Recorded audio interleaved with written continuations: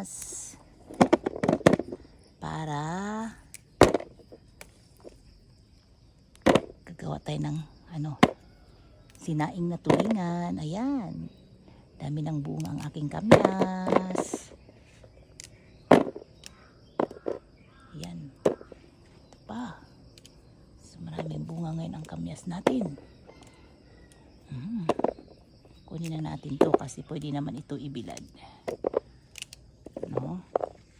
So, pwede natin yan ibilad, guys. Ito, kunin na natin to. Ito na lang. Ayan. Marami tayong kamyas, guys.